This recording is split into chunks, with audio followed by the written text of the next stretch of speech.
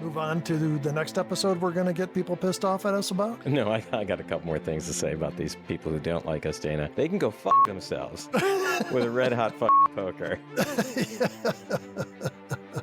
Welcome to Damn It, Jim, the podcast.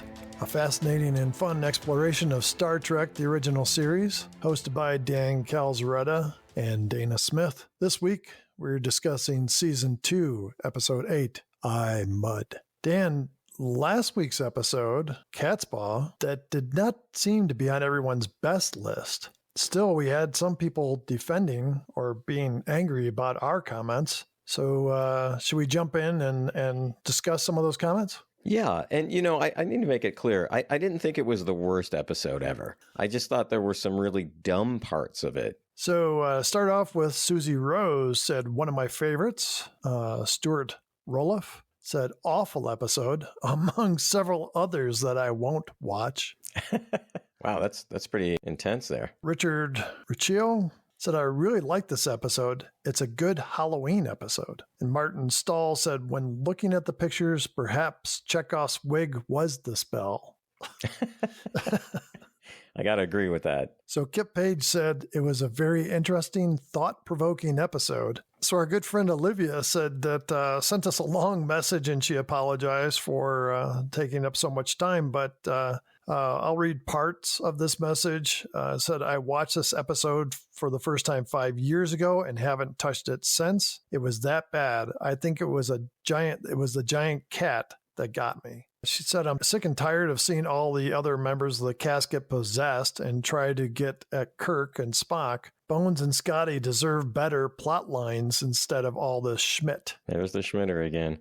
And finally, Kirk and Spock's exchange about bad poetry and useful comments was the best part of the entire episode. As always, keep up the amazing work, and I look forward to next week. So thanks again, Olivia. Yeah, thanks, Olivia. That was good. Lindsay Laborn says, any episode of TOS is better than all the current stuff on TV. I'd have to agree with you there. Dana, we also heard from Anthony Sinclair, who's emailed us before. He said, good work on getting back on track with last week's review of Cat's Paw, and great detective work on finding out about the actor who played Crewman Jackson. His epic fall off the transporter platform like a ton of bricks never fails to amaze me. Trivia note, he says the strange noises made by Sylvia and Karab when they are in their true physical forms are actually those made by baby alligators. So that's pretty interesting. Thanks for that, Anthony. We appreciate it. Last comment we're going to read for tonight is from Robert Hutchison, who's commented on our show before. He said, the main awful thing about the podcast is the two oddballs talking. And he has in parentheses, I don't use bad words in public. Now, wait, Dana, I could see how he might be calling you an oddball, but I'm not sure how he gets away with calling me an oddball. Yeah, well, we're in this together, Dan. And it was plural, right? Yeah. So he said he doesn't use bad words in public. I assume he means like on Facebook, right? Yeah. Well, what bad word do you think, like just think of the universe of bad words, and you can only choose one or one phrase that he would have used to describe us. What would it have been, do you think? Shitheads. Shitheads, okay. That's one of my favorites. Yeah, it's a good one. It's a good one. I've thought about this for a long time. The one that just rises to the top is dickwads. Wow. Yeah. What does that even mean? I don't know. It just sounds like something that this guy would have called us. You dickwads. Yeah, okay. I mean, both of those. We each get to choose one, because we're both oddballs, Dana. So on my personal Facebook page, Dana, which is set to private, so only my friends can see it, I recounted that comment that he had made, and I asked, are we indeed oddballs? I got some interesting responses to that. One of my friends, Randy, said, Spaceballs, maybe. Linda commented, the listener sounds like a sphincter. She's very colorful in her language usually. Finally, one of our very good friends, Trudy, said, I have it on good authority that your balls are not odd, but are in fact superior. Oh, God. Wait, it says, are you oddballs, not do you have oddballs? Merciful heavens. Oh, no. Only Trudy. Yeah. Only Trudy.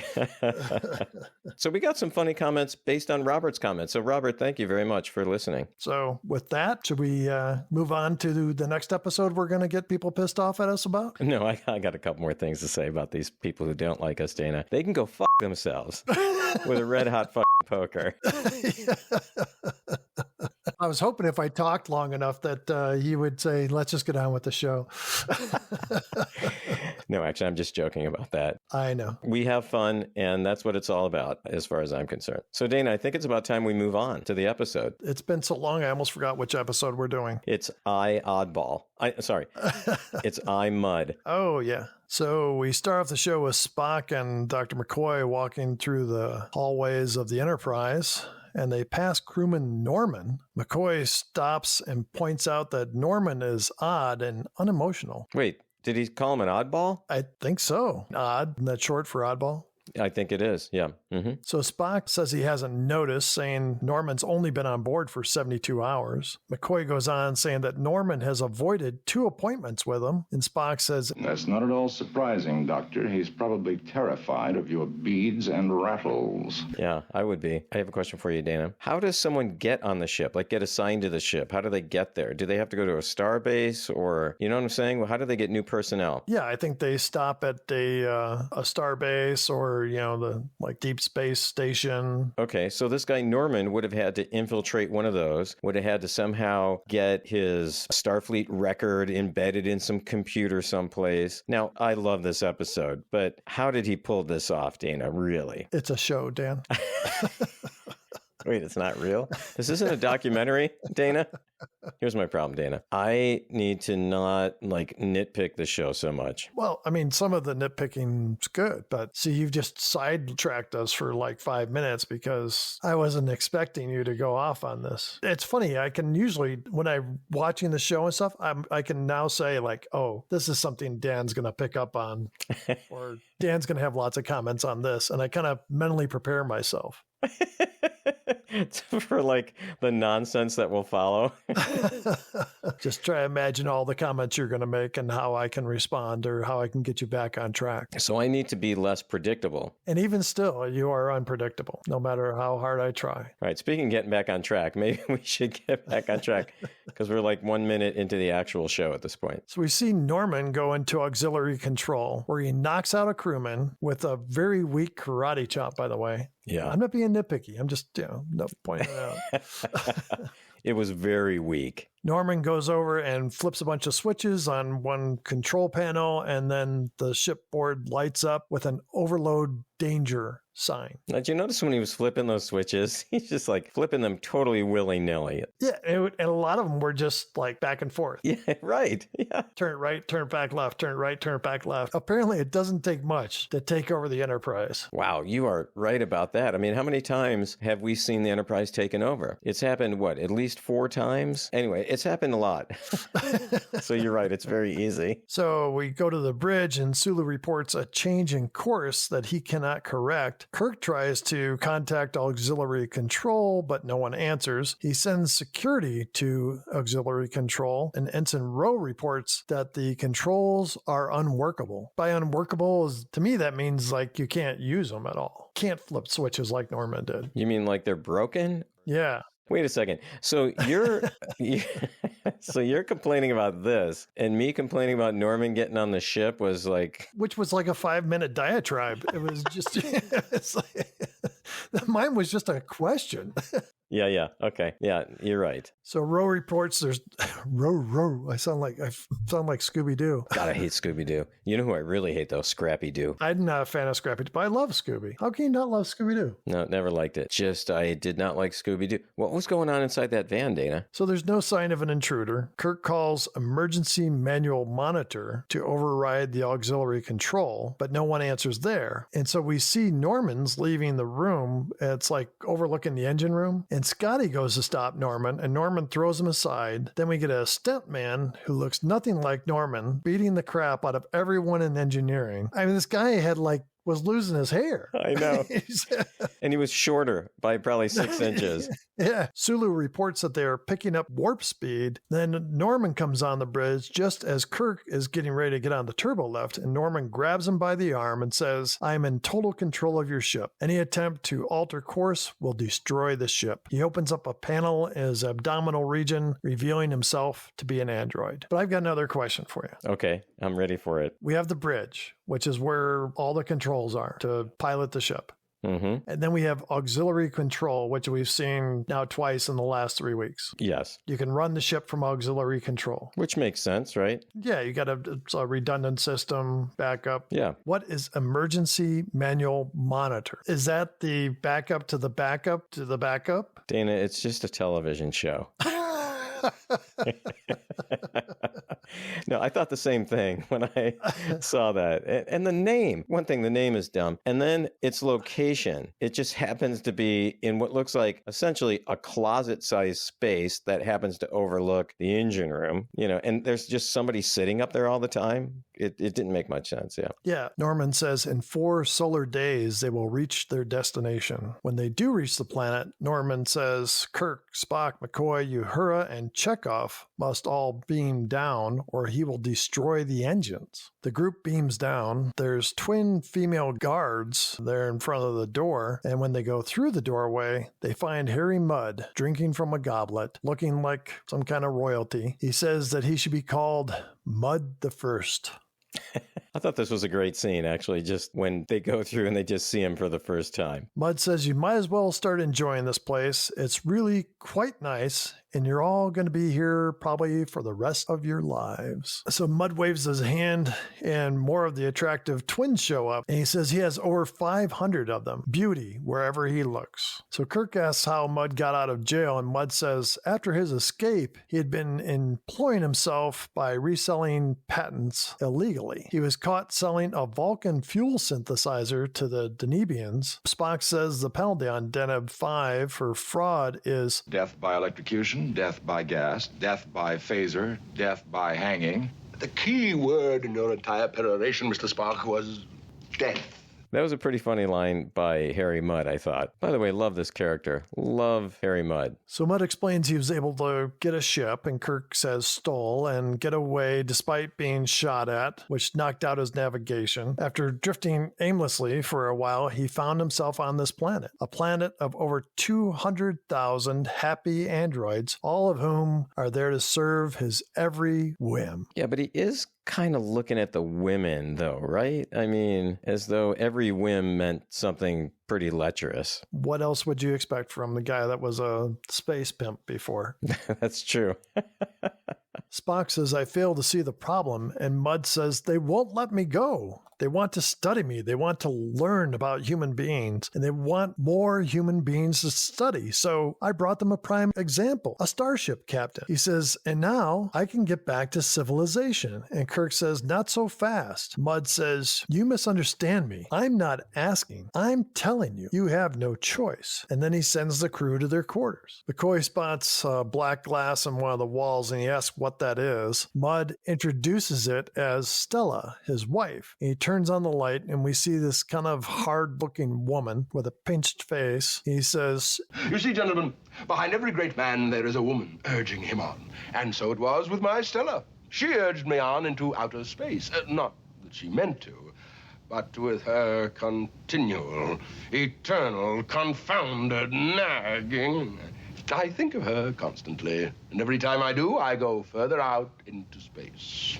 And he calls her name, and she starts speaking, criticizing him and yelling at him. And he yells, shut up, and she stops. And Mudd laughs, almost like giddy, and he seems quite pleased with himself. I thought that was pretty funny, actually. Yeah, I mean, they do a nice job of setting that whole thing up. Yeah. So the androids take Kirk and the crew to their quarters. Kirk asks Norman who created him. Norman says, the Makers created us. They came from the galaxy of Andromeda. Spock asks, who do you serve now? And the androids respond in unison, we serve Harry Mudd. He has given us purpose again. It is necessary to have purpose. After the androids leave, Chekhov says, we are in trouble. Wow, that was bad. That one definitely was Dracula. Welcome. We are in trouble. So Chekhov says, I think we're in a lot of trouble. That's a great help, Mr. Chekhov, Bones. Well, I think Mr. Chekhov's right. We are in a lot of trouble. Spock, and if you say we're in a lot of trouble, We are. then he goes on to explain that there must be a central unit that controls the androids. So Kirk dispatches the crew to find out what they can and find that central control for the androids. So next we see Kirk and Uhura with Mudd and the Alice twins. That's the original twins that we saw. And the androids tell Uhura that androids have never died. They're designed to live 500,000 years. Then they say they can implant a human brain in an android body. And Mudd leans into Uhura and says, immortality and eternal beauty. And Uhura seems quite fascinated by this concept. Yeah, once again, the female is written in this way that all a woman would care about is beauty and immortality. Interestingly, though, Dana, none of the androids, and there were 200,000, now we didn't see all of them, but we saw, by the end of the episode, we see quite a few of the series of androids. They are all white. There are no androids of color in that episode, which I just kind of found interesting, but I guess for the time, not surprising. Yeah, no, I did notice that. So later, Spock is telling Kirk that he just had a fascinating conversation with Nolan. He said Nolan? I listened to this 3 or 4 times. I turned up the volume so loud my wife asked me what was wrong, if I had suddenly gone deaf. And he says Nolan. I wonder why they didn't fix that. Then one of the Alices brings Scotty around, leading him by the hand, and she says, here's the last one, my lord. And she kind of tosses him into the room against Scotty's will, and Scotty's like kind of thrown. And Scotty says, Harry Mudd! Oh, you bogus frat, you. You're the cause of all this, are you? Scotty, you were ordered to stay aboard. Aye, sir. And I stayed until that female gargantua threw me into the transporter beams.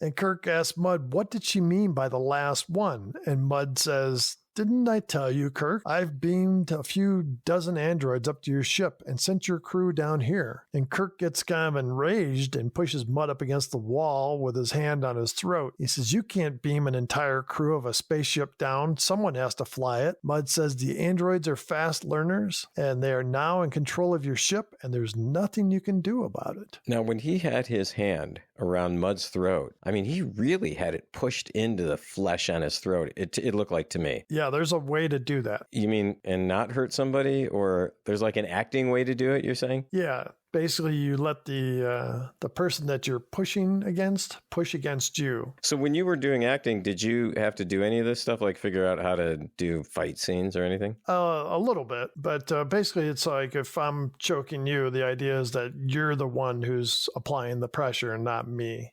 Got it. Well, that makes sense, right? Because you wouldn't want to actually hurt somebody. Well, you might. I don't. Depends on who your acting partner is.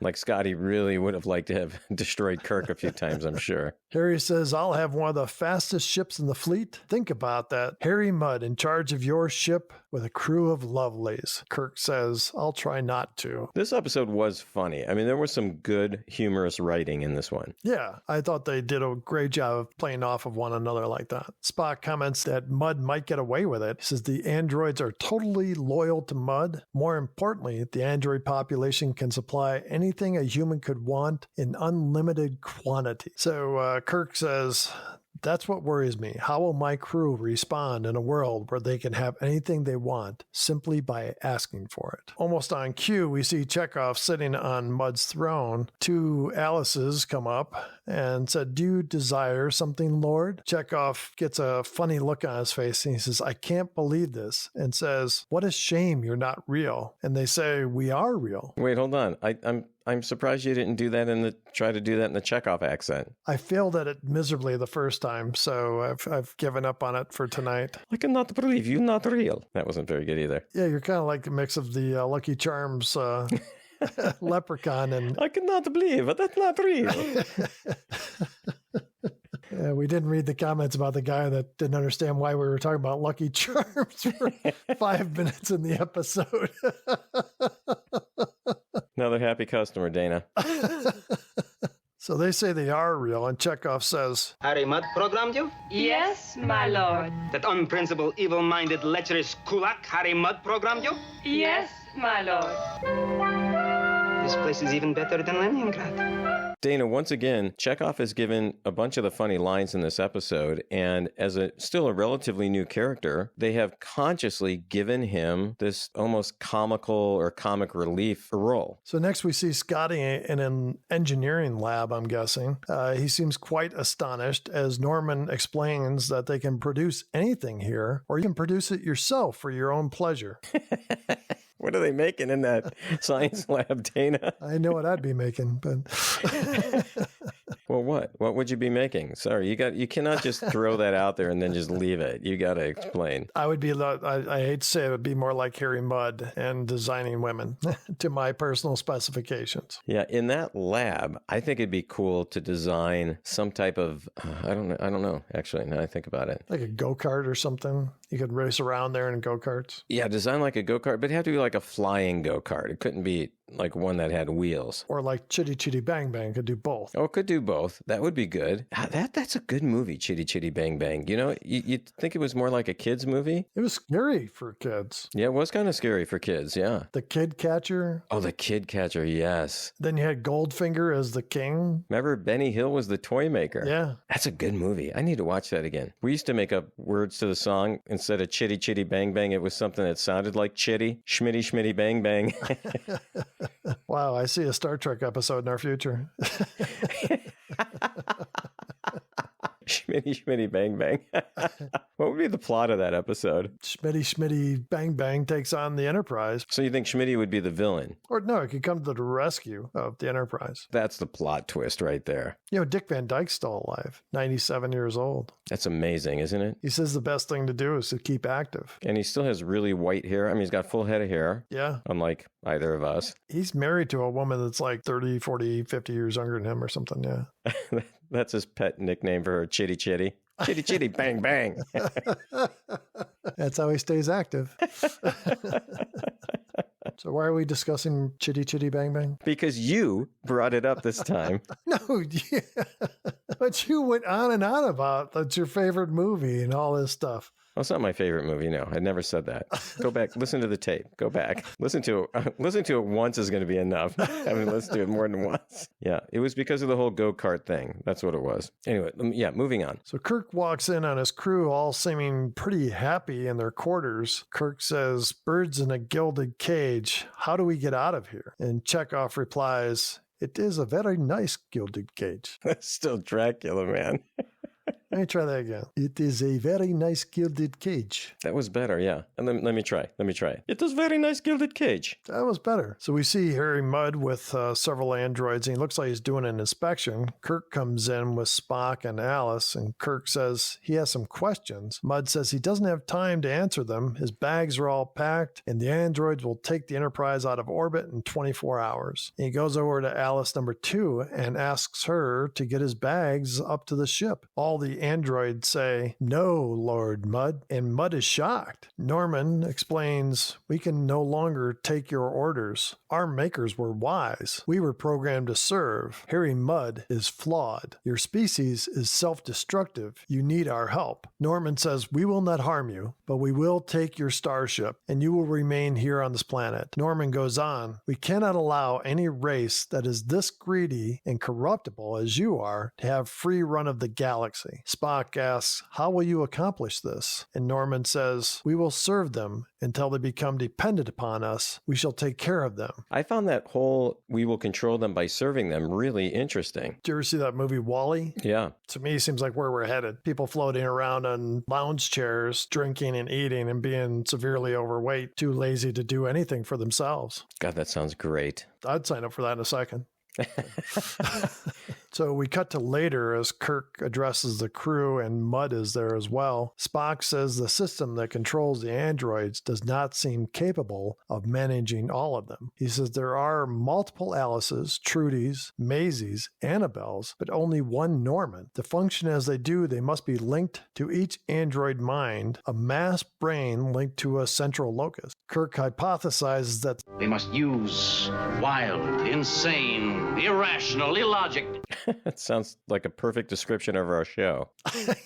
Mudd asks, what the hell are you talking about? Spock says, a sound and possibly our only opportunity. Mudd seems to think they're crazy and tells Spock, you may be a wonderful science officer, but believe me, you couldn't sell fake patents to your mother. Spock replies, I fail to understand why I should care to induce my mother to purchase falsified patents. This show really had good humorous writing in it. And the other thing, something can be written funny, but unless the actors can carry it off with timing, oh yeah, it's just not going to work. In fact, I know nothing about acting, Dana, nothing. But it seems to me that humor might be one of the hardest things to pull off. The timing has to be so good. So Kirk says to Mudd, we're going to need your help. Mudd asks, what can he do to help? And Kirk says, nothing, just go to sleep. And McCoy comes up with a hypo and gives him an injection and knocks him out. He's got that hypo a lot, Dana, but in some instances where he's really needed the hypo, he hasn't had it. So I just don't understand, does he not carry it all the time, or what's the issue there? Yeah, sometimes he's probably used it up already on some other people. Yeah, and in the 23rd century, they would call that doing a Bill Cosby. It's gotten into the lexicon in the 23rd century. Yeah. It's part of the lingo. No one even knows in the 23rd century who Bill Cosby is. They're just like, we don't know. That's like saying flip your wig now. Yeah.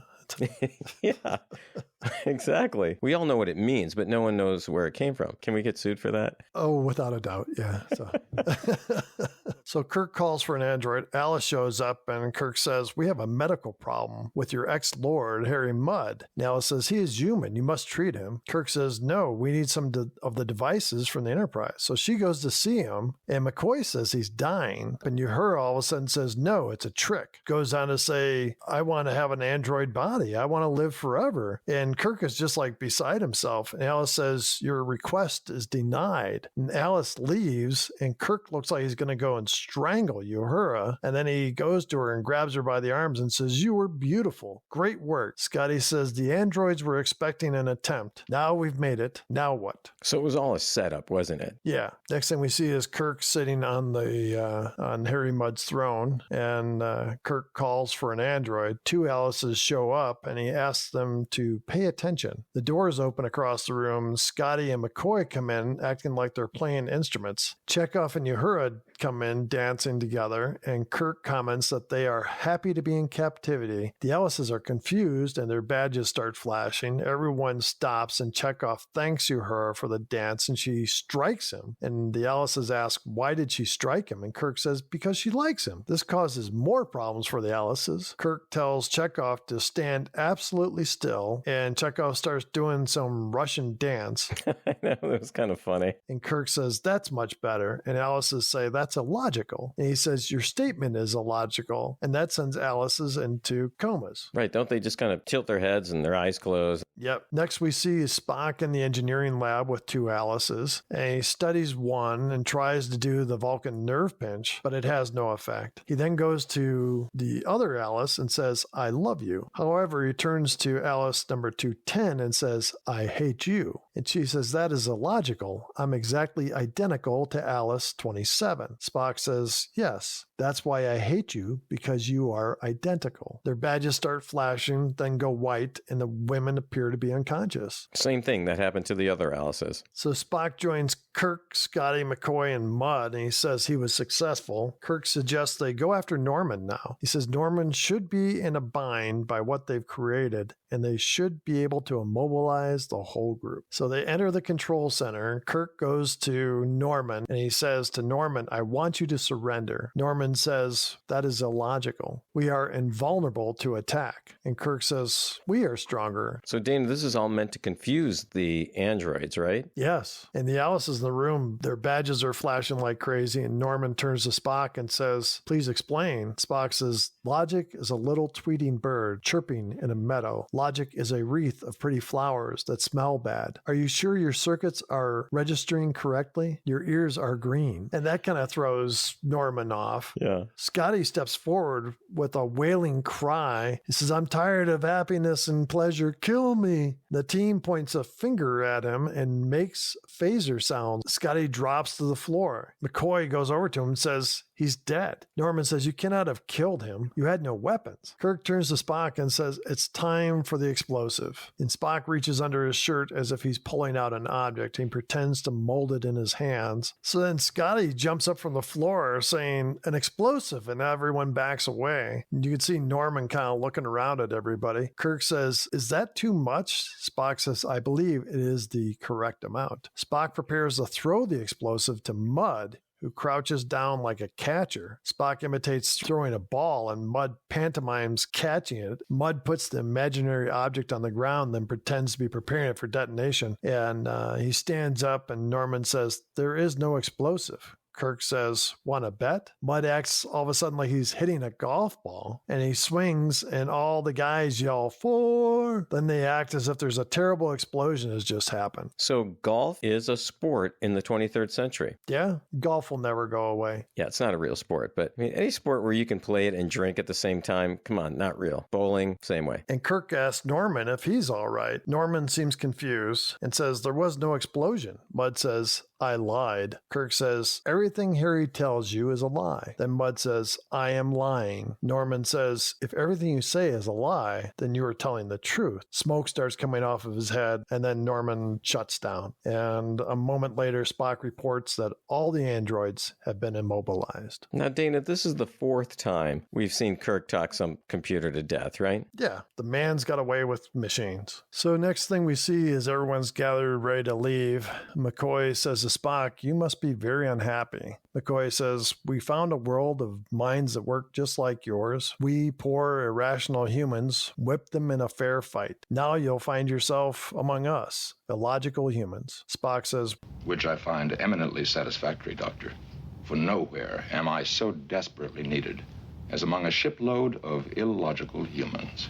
So then Mudd comes in, he's complaining, and he says, what's all this about that I have to stay here? Spock says the androids are being reprogrammed for productive use. And Mudd complains, saying he's no scientist, and Kirk says, no, you're an irritant. I love that. He says, you'll provide an example to the androids of a human failure. Mudd asks, how long? And Kirk says, as long as you continue to be an irritant. And Mudd looks around the room at the women and decides, there could be worse fates. Kirk says, we programmed a special android assistant to help you with your every need and make sure your work with the androids is good and you do not exploit them. Just then Stella comes out yelling at him. You know, it's like, you've been drinking, you've been overeating, you've been doing this. And this time he says, shut up. And she doesn't stop. She just keeps going. And then another one appears. And then another one. Its badge says 500 on it. And Mudd sees that, and he is nearly frightened, and Kirk and the crew laugh and walk away. Dana, you had something you wanted to share with us about this episode, a theory, I think, that you have. Watching this and thinking about Norman's conversation where he's talking about controlling humans to serve them and going out across the galaxy and doing this, could this have been, in some strange way, the birth of the Borg? That is an interesting question. What do you think? The Borg are controlled by one mind. They have a hive mentality. They are trying to control humanity. Couldn't this control idea have turned into assimilation? Yeah, I mean, I think that's a good idea. Something would have had to happen to these androids to veer them off of a path of serving to domination. So maybe they encountered another race or something else happened to them. But yeah, I could totally see it. Well, look what happened to that probe that they found and brought on the ship. It had run into another probe from another planet. Yeah, I think it's an excellent theory. Dan, you have a story you want to share with us about this episode? Yeah, apparently the casting director had to find sets of identical twins for this episode, right? We had quite a few identical twins, especially at the end. The story goes that the casting director who was in charge of this was walking down Hollywood Boulevard one day, and he sees these identical twins, these two women, and they were apparently prostitutes, and they're walking with their pet wild cat. So he talks to them and he says, hey, I'm a casting director. We're looking for identical twins to be in the show Star Trek. And he calls them in to meet with one of the other producers. So they come in and they bring their wild cat with them. The other producer has to hold the wild cat while they're doing some kind of audition. And the wild cat just tears the crap out of this shirt and he scratches the producer. I mean, at least that's what he told his wife, right? Hey, yeah, we were interviewing these two, prostitutes that were going to be twins on the show, but their cat scratched me all up. Really? That's really what happened. But anyway, I guess they decided not to hire, after all that, they decided not to hire these two. The cat's name was Marlin, by the way. Yeah, one of the things I read said it was a pet bobcat. One more little aside. Apparently NBC, after this episode, had considered doing a spin-off series featuring Mud, and they asked Gene Roddenberry to kind of come up with a concept, but he was just too busy and it never got written, which I think is too bad. It could have been pretty funny. Dana, what did you have as dilemmas or themes for this episode? Are humans really so bad that we need someone or something to control us? Are we more Kirk or are we more Mud? Dan, do you have any themes or dilemmas for us from this episode? Yeah, I'd say it's kind of a tangential one, but this idea of androids, and we've seen androids in many different forms in the first and second season of Star Trek, but we're really starting to see this as become reality. The whole Boston Dynamics that started out with more of a robot-looking dog.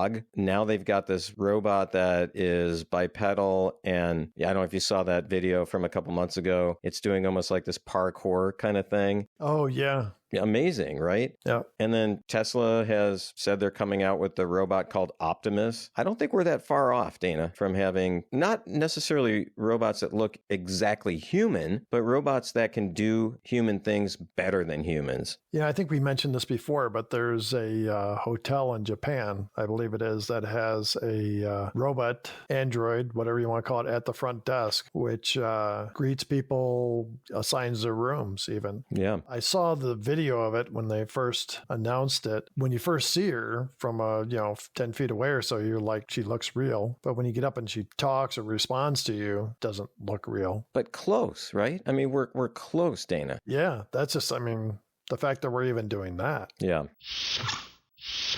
Dana, what's one of your best parts from this episode? The humor, Dan. I think they did a good job. It's a very light episode, and I think they pulled off a lot of good humor in here. How about you? Definitely Harry Mudd. I talked about this in the first episode that we saw Mudd in. I just love the character. I think he's funny, devious, yet still kind of somewhat dim-witted. I really do think it would have been great to see a spin-off or maybe even a full-length film where he was the foil for the Enterprise crew. Dana, how about another best part for you? I loved it when the androids turned against Mudd, and he's going around, like, oh, come on, it's like he's just sort of saying, hey, baby, and do this for me or whatever. And they all say, no, Lord Mudd. Do you got another good or best part, Dan? I thought Chekhov and some of the lines he had in this episode were, once again, brilliant. He is made to be kind of the comic of the Enterprise so far. How about one of the worst parts for you? It seems like any Tom, Dick, or Norman can take over the Enterprise.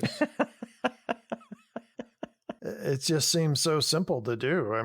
Get past auxiliary control and... Right. Flip some switches, turn some knobs, pretend like you're doing this and that, and there you go. I want to start keeping track of how many times the Enterprise gets taken over. So I think that we need to add that to our accounts. Dan, do you have a worst part for us? I do. Playing up that the female androids are, quote, programmed to function in every way as human females when they're talking with Chekhov. Again, women are written in a very one-dimensional way in the series generally, and this episode is just a prime example of it. How about another worst part for you? Well, I was going to talk about the rampant sexism, but since you mentioned that, the other one I have is Spock joining in on the charade of killing Scotty. Just seems out of character for him to be making the phaser sound and pointing a finger at him. I would think Spock would find that all illogical and would have a hard time doing that.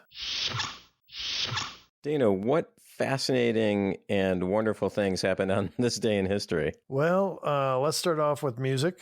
Oh, good. I like the music, yeah. The number one song in the U.S. is still To Sir With Love by Lulu. And you'll be happy to hear that in the U.K., the number one song was Baby Now That I've Found You by The Foundations. Also, Gary Trudeau, a 19-year-old sophomore at Yale University, began his career of publishing political commentary in cartoon form with an editorial editorial cartoon in the college newspaper, the Yale Daily News. While in college, Trudeau would later create a comic strip, which after his graduation in 1970 became the syndicated Doonesbury. Wow. I didn't know it was around that long. That's amazing. I used to read a lot of Doonesbury. I used to like Doonesbury quite a bit. Not a whole lot else going on, but I did find that on November 5th, ATS-3, the third of the Applications Technology Satellite Geostationary Weather and Communication Relays, was launched into orbit from Cape Kennedy at 6:37 p.m. It was the first satellite with the capability of sending back full color images of the Earth. Designed to function for 3 years, ATS-3 would continue transmitting images until its deactivation on December 1st, 1978. So it went on for 11 years. Wow. That is pretty amazing.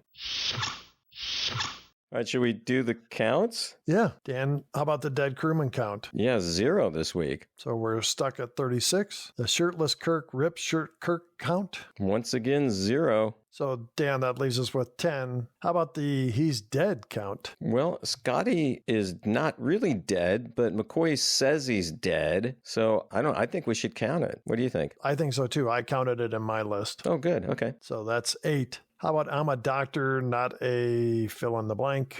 Yeah, so we had 0 this week, Dana. We're stuck at 6. How about the supreme being count? Yeah, I don't think the androids count as supreme beings. Who knows? Maybe their makers did. We just don't know anything about them, really. So I would say 0. I would agree. So we're stuck at 8. Violation of the Prime Directive? Yeah, again, I don't think so. I mean, they do change the society, but they're not humanoid. They're androids. So I think it's 0. I agree. So we're stuck at 5.